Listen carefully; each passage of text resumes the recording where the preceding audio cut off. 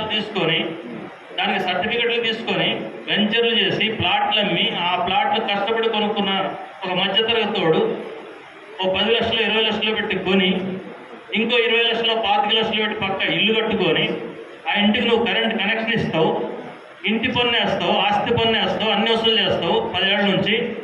ఇప్పుడు బుల్డోజర్ పెట్టి కూలగొడతానంటే వాడు ఏం కావాలి? దీన్ని మనం అంగీకరించే సమస్య లేదు. ఒక్క ఇల్లు కూడా కూలగొట్టినా, మూసీ నదిలో ఒక్క ఇల్లు ఖాళీ చేసినా ఎర్ర జెండా ఊరుకోదు, ఖచ్చితంగా పోరాడుతుంది. మనం పుట్టాడా సౌత్ జిల్లా కమిటీ వాళ్ళు చాలా చక్కటి పోరాటాలు చేశారు, చాలా ధర్నాలు చేశారు, ప్రదర్శనలు చేశారు, నిరసనలు చేశారు, చాలా మంచి పోరాటం చేశారు. మీ పోరాటానికి రాష్ట్ర పార్టీ అభినందనలు తెలియజేస్తుంది. మీకు భవిష్యత్తులో కూడా ఈ పోరాటాన్ని కొనసాగించాల్సిన అవసరం ఉంది. మూసీ కానీ, హైడ్రా కానీ, గ్రూప్ 1 పరీక్షల విషయంలో కానీ, దామగుండం ప్రాజెక్ట్ అనే పేరుతో 12 లక్షల చెట్లు నరికేసే కార్యక్రమం చేస్తున్నారు.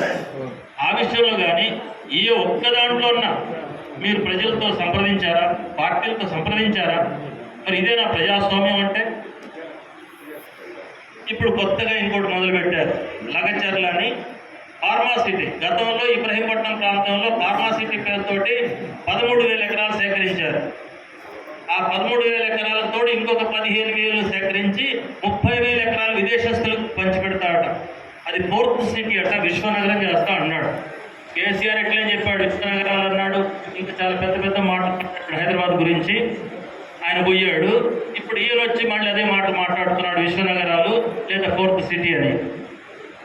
అక్కడ రైతులను మోసం చేసి కాజేసిన భూమి అక్కడ ఉండగానే మళ్ళీ తన ఏరియాలో, కొడంగల్ ఏరియాలో, లగచర్ల ప్రాంతంలో 5-6 గ్రామాల్లో 3,000 ఎకరాల భూమి సేకరించడానికి కూడా ప్రయత్నం చేస్తున్నారు. అక్కడ అర్ధరాత్రి పోయి కలెక్టర్ పోతే ఏదో గొడవ జరిగిందని అర్ధరాత్రి పోయి గిరిజనుల ఇళ్ల మీద పడి మగవాళ్ళను అరెస్ట్ చేసి ఆడవాళ్ళను అవమానించి రకరకాల గాయిత్యం అక్కడ చేశారు.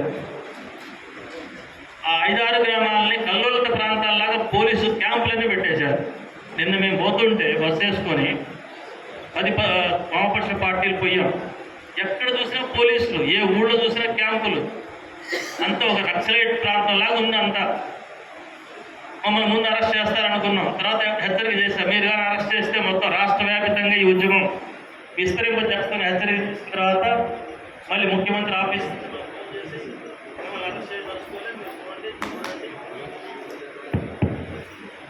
అనే రకంగా పర్మిషన్ ఇచ్చారు. అక్కడ పోయి చూస్తే ఉంది, ఆడవాళ్ళు మగవాళ్ళు ఎవరు లేని వాళ్ళు వాళ్ళ బాధ అంతా ఎలాగెక్కారు. అక్కడ తెలుసుకునే విషయాలు